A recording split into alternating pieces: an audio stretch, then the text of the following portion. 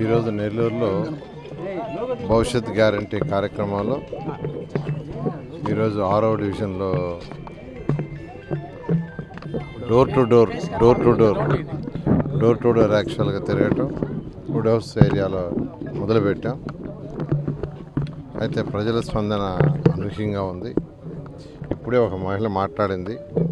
తను మాట్లాడుతుంటే తన కళ్ళలో నుంచి నీళ్ళు వస్తున్నాయి. వాళ్ళు చిరు వ్యాపారస్తులు, అంటే రోడ్ల మీద ప్లాట్ఫామ్ మీద కూరగాయలు పండ్లు పెట్టుకుని అమ్ముకునేవాళ్ళు. అదేమంటే బెదిరిస్తున్నారు, గట్టిగా మాట్లాడితే పోలీస్ స్టేషన్ తీసుకుపోతున్నారు, 2 రోజులు పోలీస్ స్టేషన్ వస్తున్నారు, వదులుతున్నారని ఆ కళ్ళల్లో నీళ్ళు వచ్చేస్తున్నాయి. కళ్ళల్లో నుంచి నీళ్ళు. అంతేకాదు ఒకటే అన్నది నాకే అసలు ఆశ్చర్యం వేసింది. బయటపడలేకుండా ఉన్నాం అందరం. బయటపడితే మళ్ళీ ఏం కేసులు పెడతారా, ఎన్ని కేసులు పెడతారా, ఎలాంటి కేసులు పెడతారు, గంజాయి కేసులని, ఆ కేసులని, ఈ కేసులని.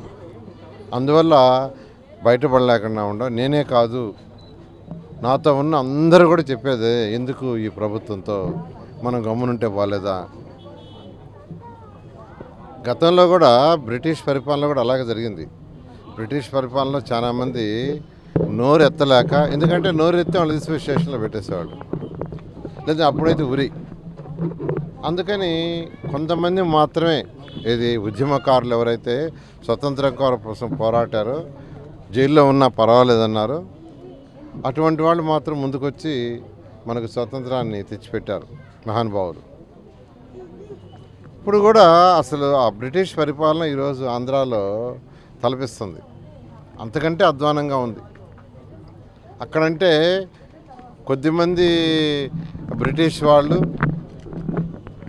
అలాంటివి చేసేవాళ్ళు. ఇప్పుడైతే ప్రతి దగ్గర, ప్రతి ఎక్కడ పెట్టినా 175 కాన్స్టిట్యున్సీలో ఏ కాన్స్టిట్యున్సీలో పెట్టినా వాళ్ళు చెప్పేది అదే. అది కరెక్ట్ కాదు, అది పరిపాలన కాదు.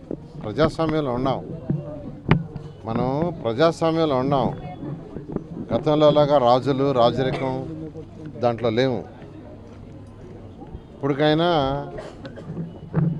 అధికారులు, అంటే ఏదైతే ప్రజాప్రతినిధులు చెప్తున్నారో దాని మీదే బేస్ అయ్యి వాళ్ళ ఆర్డర్స్నే చేయటం కాకుండా, అధికారులు వాళ్ళకి చట్టపరంగా వచ్చిన అధికారాలని వాళ్ళు ఇంప్లిమెంట్ చేసి ప్రజలకు సేవ చేయండి.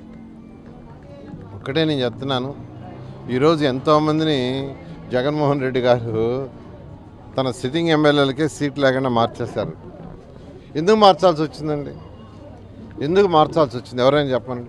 ఒక ఎమ్మెల్యే సిట్టింగ్ ఎమ్మెల్యేకి టికెట్ ఇవ్వకుండా స్థానచలనం చేస్తున్నారంటే అక్కడ బాగలేదని, అక్కడ పరిపాలన బాగలేదని వాళ్ళు ఒప్పుకున్నట్టు, వైసీపీ ఒప్పుకున్నట్టే, జగన్మోహన్ రెడ్డి గారు ఒప్పుకున్నట్టు, ఇక్కడ పరిపాలన బాగలేదు, మా నాయకుడు సరిగా చేయలేదు, మా ఎమ్మెల్యే సరిగా చేయలేదు, మా ఎంపీ సరిగా చేయలేదని ఆయనకాయన ఒప్పుకున్నట్టు. కాబట్టి ఇలాంటి పరిపాలన, దౌర్భాగ్య పరిపాలనని ప్రజలు ఇన్నాళ్ళు సహించారు. ఇప్పుడు యాక్చువల్గా ఎక్కడికక్కడ బయటపడుతున్నారు. రేపు నూతన సంవత్సరంలో తర్వాత, అంటే బహుశా ఫిబ్రవరి ఎండ్లో కానీ ఈ యొక్క ఎలక్షన్ నోటిఫికేషన్ సంబంధించి ప్రెస్ నోట్ వస్తుంది. వచ్చినప్పటి నుంచి ఎలక్షన్ కోడ్ ఇంప్లిమెంట్ అవుతుంది.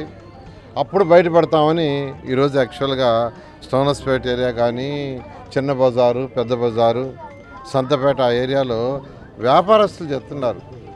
ఇటు చిరు వ్యాపారస్తులు ఇబ్బంది పడుతున్నారు, అటు వ్యాపారాలు చేసుకునే వాళ్ళు ఇబ్బంది పడుతున్నారు. ఇలాంటి పరిస్థితులను దౌర్గంతో ఖచ్చితంగా 2024లో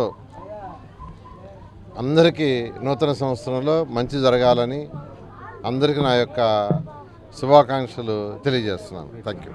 కార్యక్రమానికి వచ్చేసిన మన పెద్దలు శ్రీ పొంగూరు నారాయణ గారికి నమస్కారాలు తెలియజేస్తున్నాము. ఇక్కడ ప్రతి ఇంటికి మేము తిరిగి భవిష్యత్ గ్యారంటీ చేసేటప్పుడు ఏమి ఇబ్బంది లేదు. ఈసారి పక్కాగా నారాయణ సారే గెలుస్తారు, భారీ మెజారిటీతో నారాయణ సారే వస్తారు, మేమందరం నారాయణ సార్కి ఓట్లేసి గెలిపించుకుంటాము అని ప్రతి ఇంట్లో వాళ్ళ బాధలు అన్నీ చెప్తున్నారు. కానీ ఈరోజు బయటపడలేకపోతున్నారు. బయటపడలేక భయంతో ఎవరు ఏం చెప్పలేక మేము మాత్రం ఓటు ద్వారానే సమాధానం చెప్తాము అని ప్రతి ఇంట్లో మాకు భరోసా ఇస్తున్నారు.